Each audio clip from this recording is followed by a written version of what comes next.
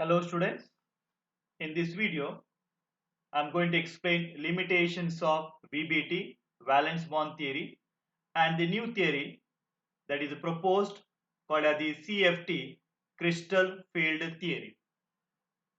When I was explaining the applications of the VBT, I used to tell strong ligand and the weak ligand.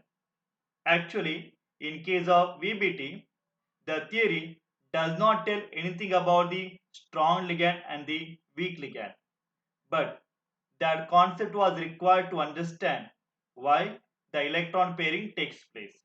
Now, let us see the limitations of the VBT. Now, what is the first limitation? First limitation is the theory cannot distinguish which one is a strong ligand and which is a weak ligand. So, this theory does not distinguish, does not distinguish, does not distinguish between does not distinguish between weak and strong ligand. Weak and strong ligands. Weak and strong ligands. Okay. And this is explained by the new theory called as the CFT. Which one is a strong ligand and which one is a weak ligand. Now second limitation is most of the complexes are colored complexes which cannot be explained using CFT but can be explained using CFT theory. Okay. Therefore, does not explain, does not explain, does not explain the color of the complexes, the color of complexes, color of complexes. Okay. Third limitation is we study magnetic property, whether it is a diamagnetic or paramagnetic. If there is a one unpaired electron is there, it is paramagnetic. If there are two unpaired electrons are there, it is also paramagnetic. If there are three unpaired electrons also it is a paramagnetic nature. But to what extent it is a paramagnetism was not explained by the VBT. So third limitation is does not give quantitative. To what extent quantitative does not give quantitative interpretation of interpretation of interpretation of interpretation of magnetic data magnetic data magnetic data. Okay. Next one, if there is a coordination number 4, it can be square planar, it can be the tetrahedral. Okay, but cannot make exact predictions on the hybridization when the coordination number is equal to 4. Okay, so does not make, it does not make exact predictions, exact predictions, exact predictions, predictions regarding regarding tetrahedral, regarding tetrahedral. Okay, tetrahedral and square planar and square planar, square planar complexes, square planar complexes of coordination number is equal to 4.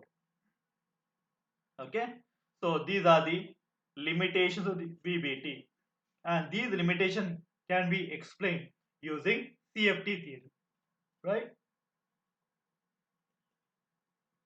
What is the CFT? CFT stands for crystal field theory. This is an important theory in the coordination compound. Why? Some complexes are colored complexes or they are colorless complexes. To what extent the substance is paramagnetism, all those can be studied here. And which one is a strong ligand, which one is a strong ligand can be studied using CFT theory. Okay. Now let us see the postulates. You know that in VBT, the central metal atom receives electron from the ligand. Ligand donate electron to the central metal atom. Therefore, it forms a coordinate bond. Remember, in case of VBT, there is a coordinate bond formation. But according to CFT, it does not tell anything about the coordination bond, but it tells about the ionic bond. Why ionic bond? Because the central metal atom is positively charged and the ligands are negatively charged or contains lone pair of electrons. Correct? Therefore, according to CFT, it is an electrostatic. It is an electrostatic. Electrostatic refers to charges, positive and negative charges. Electrostatic model. Okay, it represents electrostatic model which considers which considers which considers metal ligand metal ligand metal ligand bond to be ionic bond to be ionic bond to be ionic. Okay, this is our first point. Second point is, now we have got ligands, correct? We have got ligands. So let me take a Cl minus, Br minus, I minus, correct? These are negatively charged ligands. I have got water H2O and ammonia NH3. Now in a case of water molecule, hydrogen attached to the oxygen atom. Oxygen electronegative. Hydrogens are electropositive.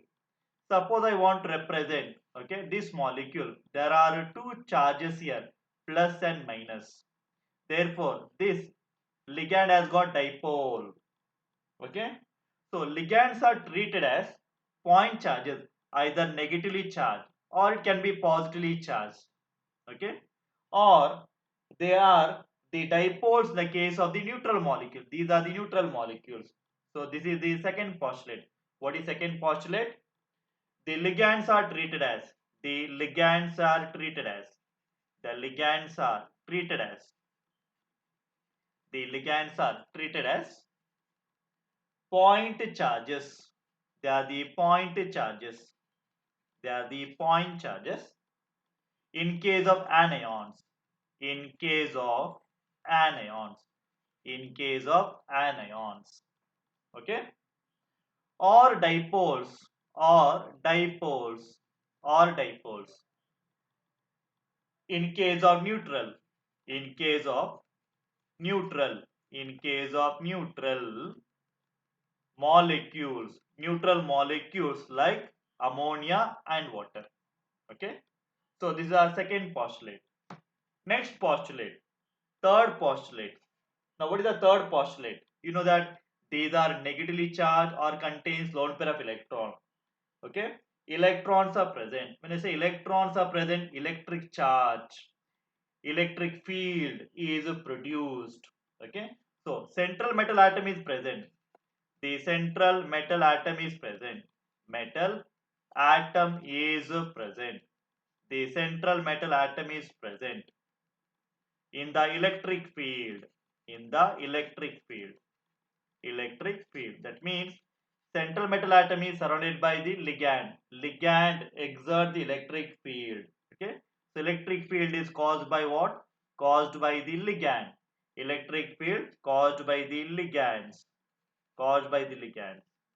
And this field is called as the crystal field. And this field is called crystal field. It is called as the crystal field. Okay. Remember, the crystal field word comes from here for the CFT. What is CFT? Crystal field theory. Right? This theory speak about the d orbitals. They speak about the d orbitals present in the central metal atom. Present in the central metal atom. Okay, central metal atom.